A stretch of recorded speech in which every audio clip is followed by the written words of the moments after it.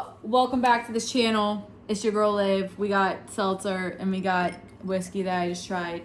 Cheers. Cheers. But And I wanted this. voodoo chips. I wanted to sit down and have a little chat.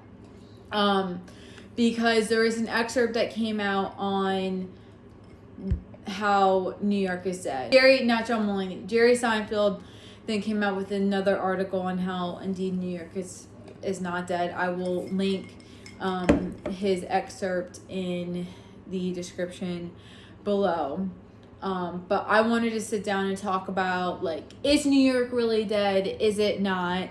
Because I am one of those New York transplants, you know, who was a country southern girl who somehow ended up in New York City, still having to work through this entire pandemic. And so I wanted to kind of give my opinion on it. My friend here, Mia, has lived in New York her whole life, so she also has been working as a therapist too throughout this whole thing. And I feel like you're getting all of this stuff that people have been posted on have been, you know, more of like the creatives in New York City who have had to leave because they've been off Broadway, or even the restaurant industry. Or like I know a lot of people who've like worked for corporate in these huge offices, and now those offices, like, no one's going back till 2021. Mm-hmm. And we were talking before, like, New York, it does have a weird vibe, but at the same time, like, those who are like bred, born New Yorkers are staying. A lot of the transplants are leaving, and from what I've seen is that a lot of the people who have been moving, like, there's already been a shift of just New York State in general, of people leaving New York State and moving somewhere else because of the taxes. And that was already happening prior to COVID. And I think now that it was just kind of like this lid that, you know, has been like taken off. Yeah, but then it's also people move to New York City for jobs. People move to New York City for work. Yeah. Or I just said that was a double whatever. But then people move here for school, but everything's online now. So why are you going to pay so much money, $2,000 at least, for a shoebox? Like, people, when they move to New York City. Hold on. Or, sorry. No, you're fine. Or even people that live in New York City, we don't live in our apartments. We're always out, going to restaurants, going to bars, going to shows, going to all this. So to be in quarantine and be like, oh crap, I actually have to stay in my apartment. Or like missing that experience of like not actually going to the office or going to school where you could actually do that online and live somewhere cheaper. This is what's made New York City weird, even though we're actually doing really good with like COVID and stuff like that. Like, but however, it's just the same. Ambiance is not the same. It's not the same. Yeah, and it's just sad because, like, there's a diner around the corner and they've been open for like 13 years and they had to shut down.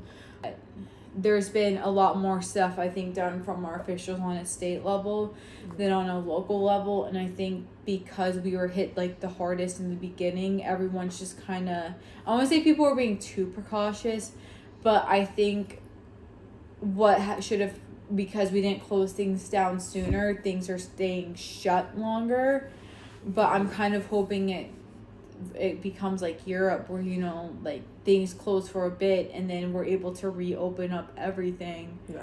But I have no idea. But anyway, like, the whole New York is, I mean, the thing New York City's resilient. New York City will always be there, whether you leave or not. People are choosing to stay, though, and that's the thing. Is I know a lot of people who have like work from home jobs and are working from home now, and they're all like renewing their leases and everything here. And I think that we're looking for cheaper apartments, whichever one. But it's kind of the thing too, like, if you're young and you're a millennial, people are choosing to stay home, pay off debt, save up money so they can get houses versus like. But it's also living. When you get to experience, I mean, I've experienced this in other places when I go to other cities or whatever, there's so much more space and it's cheaper. So it's like you actually get to see like whether people are going home to their families for houses. There's so much more space. Yeah. And I think people are realizing like, oh my God, I actually really like the space that I have for way cheaper. I think that's what's affecting people's decision to leave. Because it's like, if you're gonna work from home, people want amenities, and they want not just to be like in a shoebox apartment. They want a garden. They want to be able to like have a backyard. Yeah. You don't get that in New York City, and maybe you kind of dealt with that in New York City because it was just like, well, you could be going to all these cool places that were open, but it's not everything is open. You know what I mean? In the beginning, like, it was a ghost town, but now things are slowly starting to open back up. Like, museums are opening up again. Gyms are opening up again. Bowling alleys. Hopefully, you know, we can have indoor dining in restaurants by, like, October. That would be really great. But even when I went upstate to Saratoga to my sister, like, the difference between the city here is, like, yeah, you still have to get, like, an entree or whatever at bars and restaurants. But a lot of places are still doing to-go, like, takeout. Like, me and my sister went out one night, and she was like, you're going to have to wait 15, 20 minutes at least wherever we go to sit down and, like, eat and have something to drink, versus the city where you still go. Yeah, some places have closed, but you still go to other places where there's just, like, blocks of restaurants that are open. Yeah. I think because people have a fear of going out to places, and then there's not that many people in the city, and obviously we don't have that many tourism. Like, there's not tourism that like keeps the city going. I mean, I don't know how it's gonna look like with the second wave. I don't know what that means, or like when it gets cold, like how are restaurants and bars gonna function when it gets cold? I don't know if they're gonna have heating lamps or what's gonna happen, but it's gonna be very interesting to see how that works. I mean, honestly, straight up with the second wave, since people are actually social distancing and wearing masks, I doubt that's going to actually happen. I don't think, because there's such a low transmission of disease, whether it's flu or whatever, because people are actually being clean. They're washing their hands. They're social distancing, wearing masks. You know what I mean? Yeah. So I don't think it's going to be bad. But, you know, the government and the news likes to say stuff like they're meteorologists and trying to predict stuff, but they don't even know what's going to happen. Yeah, and I think that's the thing, too, that creates a lot of anxiety with people, is, like, the fear of the unknown. Yeah. And, I mean, like, I even talk about that. I feel like because of everything that, like, I've experienced at work so far, it's, like, I don't really know, like, what the rest of my, like, work year is going to look like. All I know is that I signed my lease and I'm going to be here in New York for another year. But I just think if there's anything this whole thing has taught us, it's that, you know, you kind of have to expect the unexpected. Yeah, but that's a lot of my clients, right? A lot of my clients, they were like, even the people that were like, I had to like beg them to come outside their door. After a certain amount of time, they were feeling claustrophobic in their own apartment. Yeah. So a lot of people are dealing with a lot of anxiety. Of people, like, even if you didn't deal with it already, it's anxiety and depression. Mm-hmm. And then there's PTSD. Also, like, this is triggering something like being stuck somewhere and feeling claustrophobic and not feeling like you know what's going to happen. You can't predict anything. A lot of people are dealing with a lot of financial crisis as well. Yeah. Realizing figuring out if they're going to be evicted from their apartment, alone if they have children, and dealing with like schooling. And it's a lot of the unknown, and it's not something that like, oh, we've already overcome. We're just dealing with the repercussions. We're still in it, and that's what's hard. But I think going back to, you know, the whole is New York.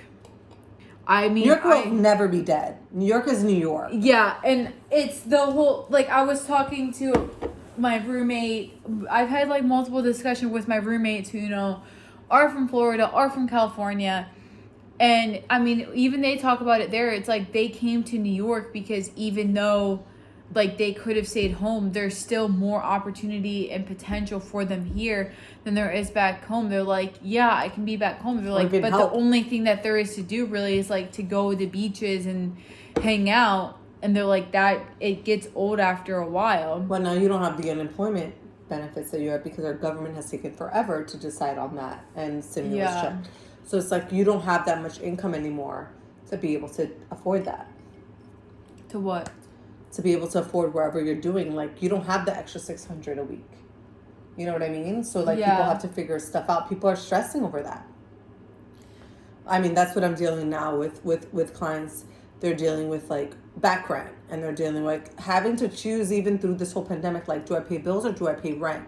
Do I pay for food or do I pay rent?